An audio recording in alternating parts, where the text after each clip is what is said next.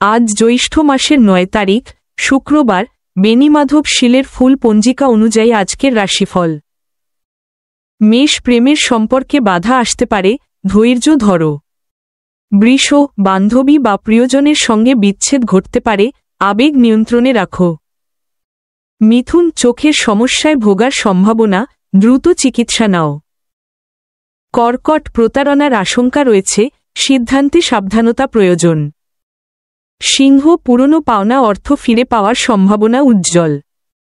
কন্যা, কাউকে বিশ্বাস করে প্রতারিত হতে পারো, সচেতন থাকো। তুলা, দায়িত্ব ও কাজের চাপ বাড়বে, কিন্তু তুমি সামলে নিতে পারবে। বৃশ্চিক, অর্থ চুরির বা হারানোর আশঙ্কা, নিরাপত্তা বজায় রাখো।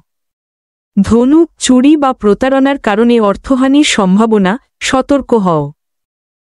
মকর, শুভ কোনো প্রচেষ্টা সফল হতে পারে, চেষ্টা চালিয়ে যাও। কুম্ভ, মানসিক আঘাত বা কষ্ট পেতে পারো, আত্মবিশ্বাস রাখো। মীন, হতাশা গ্রাস করতে পারে, আত্মবিশ্বাসে ভরসা রাখো।